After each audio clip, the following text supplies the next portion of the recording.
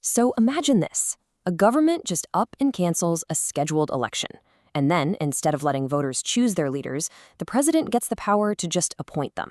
I mean, that sounds completely undemocratic, right? Well, it actually happened. And the Supreme Court was forced to decide if the most undemocratic sounding option was, believe it or not, the only constitutional one. It's a pretty wild question, isn't it?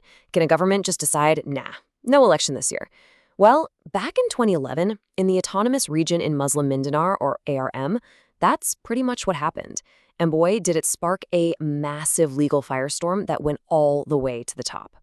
You know, postponing the RMM election wasn't exactly new. Congress had actually moved the date around a few times before this. But the 2011 law, Republic Act 10153, did something totally different. It didn't just change the date.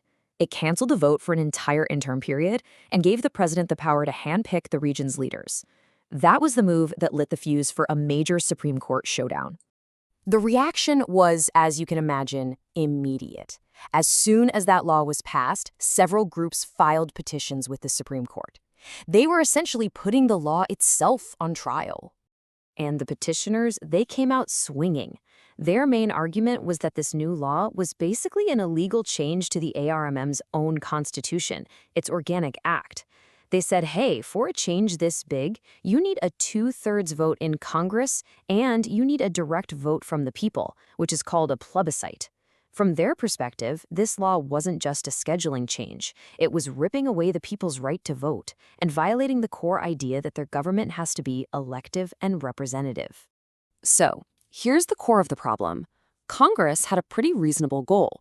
They wanted to sync up the ARMM elections with the national elections. Makes sense. But to do that, they created this huge 21-month gap in leadership.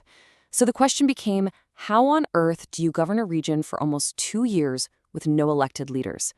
That was the giant dilemma facing everyone. The Supreme Court basically saw 3 possible ways out of this mess. Path number 1, just let the current officials stay in their jobs in what's called a holdover capacity. Path 2, hold a special election, but just for a shortened 21-month term. Or path 3, the one Congress actually chose, appoint temporary officers in charge. But as the court started digging in, they realized 2 of these options were complete constitutional dead ends. So how did the court navigate this legal minefield? Let's break down their final verdict on each of those 3 options. All right, option 1, the holdover. This was a total non-starter. The Supreme Court was incredibly clear on this. The Constitution says local officials get a 3-year term, period. Congress can't just pass a law to make that term longer. Not for a year, not for a month, not even for a day.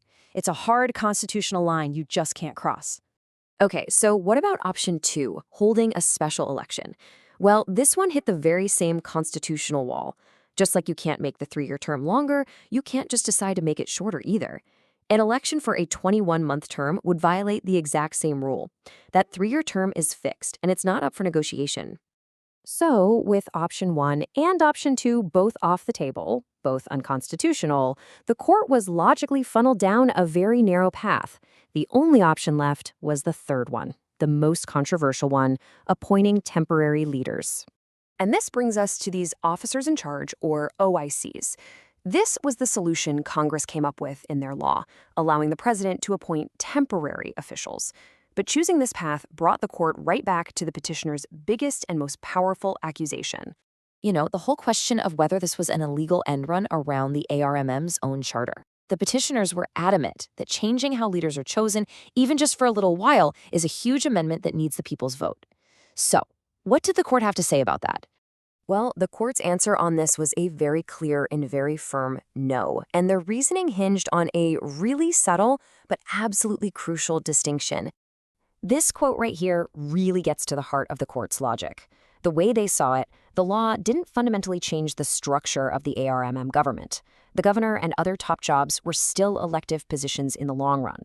This law, they said, was just a temporary patch. It was a way to fill a gap that was created by changing the schedule. It wasn't a permanent overhaul of the entire system. But wait a minute, what about that 2/3 vote requirement? You know, the one the petitioners insisted was necessary to make any change to the Organic Act? Okay, now this is where it gets really fascinating from a legal perspective. The Supreme Court said that even if this had been considered an amendment, that whole requirement for a 2/3 vote was itself unconstitutional. And why? Because one Congress can't pass a law that ties the hands of a future Congress. It's a cool legal idea called the doctrine against irrepealable laws. Basically, every new Congress has to have the same power as the one before it.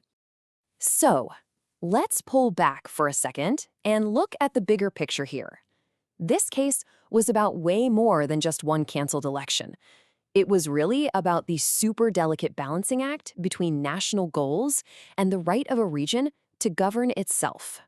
So, what are the big takeaways from this landmark decision? Well, first, the idea of synchronizing elections is a really strong national goal that's actually rooted in the Constitution.